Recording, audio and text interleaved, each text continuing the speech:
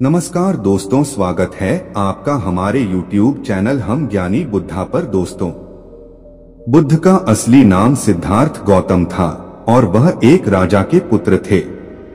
उनका जन्म लुम्बिनी में हुआ था, जो अब नेपाल में स्थित है। सिद्धार्थ का जीवन सुख सुविधाओं और विलासिता से भरा हुआ था, लेकिन उनके मन में हमेशा जीवन के गहरे अर्थ की तलाश रही। सिद्धार्थ की जिज्ञासा और सत्य की खोज। एक दिन जब सिद्धार्थ नगर भ्रमण पर निकले, उन्होंने एक बूढ़े व्यक्ति, एक बीमार व्यक्ति, एक मृत शरीर और एक साधु को देखा। इन दृश्यों ने उनके मन में गहरे सवाल पैदा कर दिए। वे सोचने लगे कि अगर जीवन इतना अस्थायी है तो इसका असली मतलब क्या है। और यही विचार उनके जीवन को बदलने वाला था। महल का त्याग। एक रात सिद्धार्थ ने अपनी पत्नी यशोधरा और नवजात पुत्र राहुल को छोड़कर सत्य की खोज में निकलने का निर्णय लिया। उन्होंने अपने राजसी वस्त्रों को छोड़कर एक साधारण वस्त्र धारण किया और जंगल की ओर प्रस्थान किया।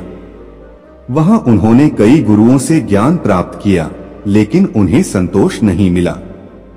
कठोर तपस्या। सिद्धार्थ ने कठोर तपस्या का मार्ग अपनाया और कई वर्षों तक कठिन साधनाएं की। वे दिन रात ध्यान में मग्न रहते और शरीर को कष्ट देते रहे, लेकिन फिर भी उन्हें सत्य का ज्ञान नहीं मिला। आखिरकार उन्होंने यह समझा कि अतिवादी मार्ग उन्हें कहीं नहीं ले जाएगा।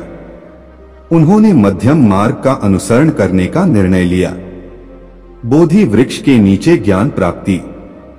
एक दिन सिद्धार्थ बोधगया पहुंचे और एक पीपल वृक्ष के नीचे ध्यान में बैठ गए। उन्होंने प्रतिज्ञा की कि जब तक उन्हें सत्य का ज्ञान नहीं मिल जाता, वे वहां से नहीं उठेंगे। कई दिनों तक ध्यान में लीन रहने के बाद उन्हें अंतः ज्ञान प्राप्त हुआ। वे बुद्ध बन गए, जिसका अर्थ है जागृत या ज्ञानी। 4 आर्य सत्य और अष्टांगिक मार्ग। ज्ञान प्राप्त करने के बाद बुद्ध ने 4 आर्य सत्यों और अष्टांगिक मार्ग का प्रचार किया। 4 आर्य सत्य हैं। दुख का सत्य जीवन में दुख है। दुख के कारण का सत्य तृष्णा, इच्छा दुख का कारण है। दुख की समाप्ति का सत्य तृष्णा का नाश करने से दुख समाप्त हो सकता है। दुख की समाप्ति के मार्ग का सत्य अष्टांगिक मार्ग का पालन करके दुख समाप्त किया जा सकता है। अष्टांगिक मार्ग में 8 अंग होते हैं। सम्यक दृष्टि, सही दृष्टिकोण। सम्यक संकल्प, सही निर्णय। सम्यक वाणी, सही वाणी। सम्यक कर्मांत, सही आचरण। सम्यक आजीविका, सही जीवन यापन। सम्यक प्रयास, सही प्रयास। सम्यक स्मृति, सही स्मृति। सम्यक समाधि, सही ध्यान। बुद्ध का प्रचार और प्रसार। बुद्ध ने अपने ज्ञान का प्रचार करना शुरू किया और उन्होंने अपना पहला उपदेश सारनाथ में दिया, जिसे धर्मचक्र प्रवर्तन कहा जाता है। उनके उपदेश से अनेकों लोग प्रभावित हुए और उनके शिष्य बन गए। उन्होंने विभिन्न स्थानों पर भ्रमण किया और सत्य का प्रचार किया। बुद्ध के उपदेशों का प्रभाव। बुद्ध के उपदेशों ने समाज में व्यापक प्रभाव डाला। उन्होंने जाति, धर्म और समाज के भेदभाव को समाप्त करने की दिशा में महत्वपूर्ण कदम उठाए।